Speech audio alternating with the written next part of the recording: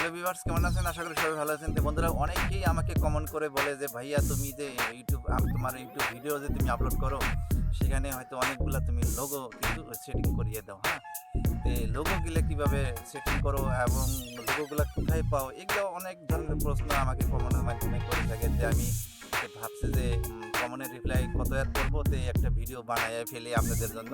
তো বন্ধুরা, সাথে থাকবেন, ভিডিও স্কিপ করুন না, সাথে আছে আমি আসমাত আলী। চলুন ভিডিও শুরু করা যাক। Subscribe to VFX Footage channel. If you like this video, click on the bell icon.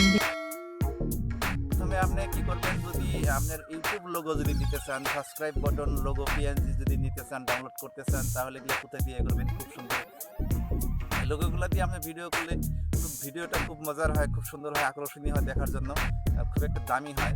যে আপনি এই লোগোগুলো কোথা থেকে ডাউনলোড করবেন, সেই টিউটোরিয়াল ভিডিওটাই আপনাদের জন্য আমি নিয়ে আসলাম। আমি সরাসরি আপনাদেরকে একদম সঠিকভাবে বলে দেবো, সেইভাবে ডাউনলোড করবেন, বাস পেয়ে যাবেন।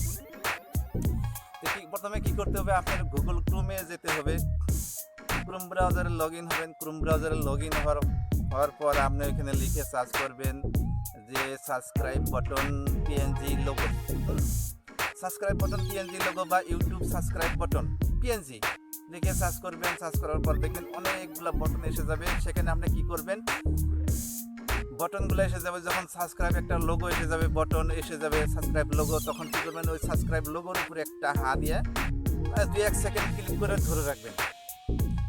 2-1 সেকেন্ড ক্লিক করে ধরে রাখার পর দেখবেন যে অটোমেটিক ওখানে সেভ অপশন এসে যাবে, image save option, download option, বাস আপনি সেভ করে নেবেন। তারপর আপনার সাবস্ক্রাইব বাটন লোয়াটা হয়ে গেল। তো এবার আপনি কি আরও নিতে চান, যে একটা বেল আইকন নেবেন, একটা বেল আইকনের পিএনজি নিতে পারবেন। আপনি বেল আইকন পিএনজি লিখে সার্চ করবেন, বেল আইকন পিএনজি এসে যাবে, বাস নিতে পারবেন, ডাউনলোড করবেন। সিস্টেমে একটা ক্লিক করে ধরে রাখবেন, বাস এসে যাবে। তারপর যদি বলেন না আমি ভালো একটি মোবাইল ফ্রেম পিএনজি নেব, mobile frame PNG, iPhone mobile frame PNG লিখে সার্চ করবেন, নো কপিরাইট।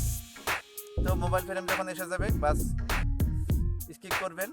টাচ করার পর স্কিপ করে ওখানে 2-1 সেকেন্ড ধরে রাখবেন। ধরে থাকার পর দেখবেন যে অটোমেটিক আপনার মোবাইল ফ্রেম পিএনজিটা ডাউনলোড হয়ে গেছে, ডাইরেক্ট মেমোরিতে সেভ হয়ে যাবে।